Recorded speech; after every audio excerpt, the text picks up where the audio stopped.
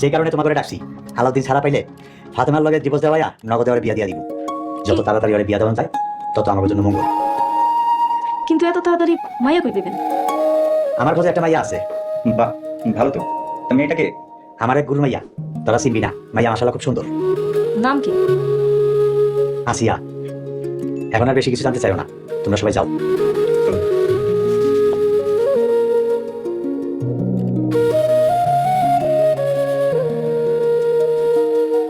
তুমি তাহলে আইসো? আমি তো ভাবছি তুমি মনে হয় কল করে ঘুমায় পড়ছো। গুরু যায় কি যে কো না, কল করে তো গুরু থাকে। আমি তো মানুষ, কাজ করতে করতে দেরি হয়ে গেছে। কি আর করবা, যাও এখন শুয়ে পড়ো। তোমার আবার সকালবেলা উঠে নামাজ পড়া গরুর ঘাস কাইটা পরে মা বোনের কাজে যাইতে হবে। হ্যাঁ, এই কয়দিন খুব পাটি মারছি, কাল থেকে কাজে যাইতে হইব। সালাউদ্দিন ভাই, ও সালাউদ্দিন ভাই, ঘুমাই গেছেন? শাহানা? সালাউদ্দিন ভাই, শাহানা তোর কি করে? তার যোগ বিষয়, চলো তো যাই দেখি। আসো।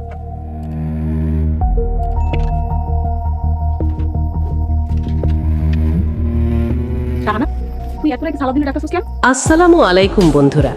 সত্যের মৃত্যু নেই নাটকের আজকের পর্ব ছিল একেবারে আগুন ঝরা একটা এপিসোড।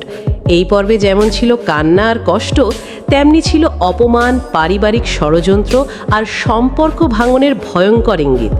বিশেষ করে সালাউদ্দিনের জীবনের কষ্টগুলো যেভাবে দেখানো হয়েছে সেটা সত্যি দর্শকদের হৃদয় ছুঁয়ে গেছে। পর্বের শুরুতেই জেলের ভিতরে আলাউদ্দিনের কাণ্ড দেখে হাসিও পেয়েছে, আবার মায়াও লেগেছে। জেলের মশার যন্ত্রণায় অতিষ্ঠ হয়ে সে পুলিশকে ডেকে বলে, স্যার জেলখানায় তো ব্যাপক মশা, একটা কয়েল দেন। এরপর আবার বালিশ, চাদর, পাটি চায়। পুলিশ তখন রেগে গিয়ে এমন ধমক দেয় যে দর্শক একদিকে হাসছে, অন্যদিকে বুঝতেছে আলাউদ্দিন এখন কত বড় বিপদে আছে। কিন্তু মজার ব্যাপার হলো এই কষ্টের মাঝেও তার মাথায় শুধু ফাতেমার চিন্তা। সে বারবার ফাতেমার কথাই মনে করছে। এতে বোঝা যায় মেয়েটার প্রতি তার অনুভূতি এখনো গভীর। অন্যদিকে বাড়িতে সালাউদ্দিনের উপর শুরু হয় মানসিক নির্যাতন। তার মা সরাসরি অভিযোগ তোলে আলাউদ্দিন জেলে যাওয়ায় নাকি সে মনে মনে খুশি, অথচ সালাউদ্দিন বারবার বোঝানোর চেষ্টা করে সে ভিতরে ভিতরে কতটা কষ্টে আছে, কিন্তু কেউ তার কষ্ট বুঝতে চায় না। সবচেয়ে কষ্টের বিষয়, সারা দিন ক্ষুধার্ত থাকার পরও তাকে খাই খাই বলে অপমান করা হয়। একটা মানুষ যখন নিজের পরিবারেই ভাত চাইতে লজ্জা পায়, তখন তার অসহায়তা কতটা ভয়ঙ্কর হতে পারে সেটাই দৃশ্যে পরিষ্কারভাবে ফুটে উঠেছে। এরপর আসে সেই হৃদয় বিদারক দৃশ্য। সালাউদ্দিন না খেয়ে রাস্তায় হাঁটতে হাঁটতে আল্লাহর কাছে দোয়া করতে থাকে, আল্লাহ তুমি আমারে খিদের জ্বালা সহ্য করার তৌফিক দান করো। এই সংলাপটা শুনে সত্যিই চোখে পানি চলে আসে, কারণ ছেলেটা ক্ষুধায় কাতর, কিন্তু তবুও কারো বিরুদ্ধে অভিযোগ করছে না, নিজের কষ্টটা শুধু আল্লাহর কাছেই বলছে। ঠিক তখনই আমেনা আর সাগরের আগমন পুরো দৃশ্যটা বদলে দেয়। তারা খাবার নিয়ে আসে। সালাউদ্দিন তখন এতটাই দুর্বল হয়ে গেছে যে দাঁড়িয়েও থাকতে পারছে না। আমেনা যখন জানতে পারে শাশুড়ি ইচ্ছা করেই সালাউদ্দিনকে ভাত দেয়নি, তখন তার ভিতরের কষ্ট আর রাগ বিস্ফোরিত হয়। কিন্তু এখানেও সালাউদ্দিন নিজের মায়ের বিরুদ্ধে একটা খারাপ কথাও শুনতে দেয় না। সে শুধু চায় পরিবারে শান্তি থাকুক। এই জায়গাটাতে তার চরিত্র সবচেয়ে বেশি উজ্জ্বল হয়ে উঠেছে। অন্যদিকে আলাউদ্দিনকে ছাড়ানোর জন্য 10 লাখ টাকার বিষয়টা পুরো পরিবারে নতুন ঝামেলা সৃষ্টি করে। কেউ ভাইয়ের কষ্ট বোঝার চেষ্টা করছে, আবার কেউ শুধু টাকার হিসাব করছে। বিশেষ করে মিমের কথাগুলো পুরো পরিবেশকে আরও বিষাক্ত করে তোলে। সে এমনভাবে কথা বলে যেন পরিবারের সব ক্ষতির জন্য দায়ী সালাউদ্দিন।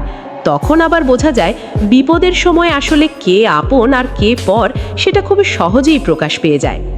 এদিকে আর একটা বড় ষড়যন্ত্র শুরু হয়েছে রাফিয়াকে কেন্দ্র করে।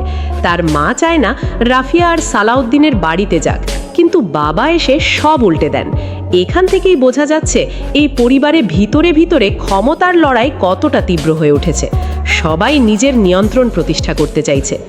পর্বের অন্যতম শক্তিশালী দৃশ্য ছিল যখন আমেনা রাফিয়াকে বোঝায় অন্ধভাবে শুধু মায়ের পক্ষ নেওয়া ঠিক না, ভালো মন্দ বিচার করার ক্ষমতা থাকতে হয়।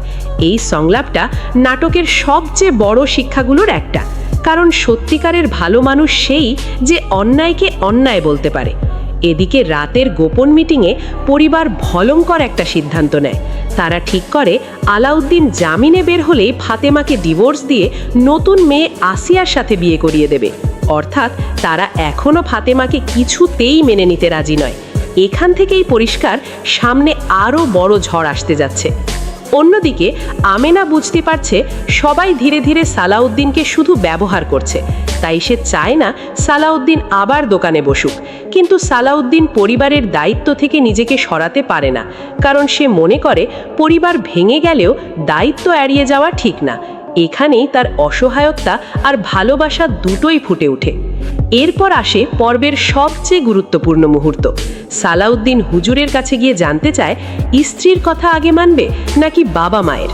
হুজুর তখন বলে বাবা মায়ের সন্তুষ্টি আল্লাহর সন্তুষ্টি। এই কথা শুনে সালাউদ্দিন আরও বড় দ্বিধায় পড়ে যায়, কারণ একদিকে আমেনার ভালোবাসা, অন্যদিকে বাবা মায়ের আদেশ। এই মানসিক যুদ্ধ এখন তাকে ভিতর থেকে শেষ করে দিচ্ছে। আর একদম শেষ মুহূর্তে ঘটে সবচেয়ে বড় বিস্ফোরণ। জেল থেকে বের হয়ে আলাউদ্দিন এমন একটা কথা বলে যা শুনে সবাই স্তব্ধ হয়ে যায়। সে আফসোস করে বলে, স্কুলের ছাত্রী বিয়া করছি জানি নাই। অর্থাৎ এখন সে নিজেই নিজের বিয়ের সিদ্ধান্ত নিয়ে অনুতপ্ত।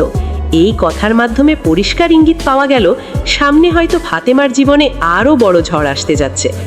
সব মিলিয়ে আজকের পর্বটা ছিল কান্না, অপমান, ক্ষুধা, পারিবারিক স্বার্থপরতা আর সম্পর্কের ভাঙনের এক অসাধারণ উপস্থাপনা। প্রতিটা দৃশ্য এত বাস্তব ছিল যে দর্শক সহজেই চরিত্রগুলোর কষ্ট অনুভব করতে পেরেছে। সামনে যে আরও বড় ষড়যন্ত্র আর বিশ্বাসঘাতকতা অপেক্ষা করছে সেটা এখন একদম স্পষ্ট। ভিডিওটা ভালো লাগলে অবশ্যই লাইক, কমেন্ট, শেয়ার আর সাবস্ক্রাইব করতে ভুলবেন না। আল্লাহ হাফিজ।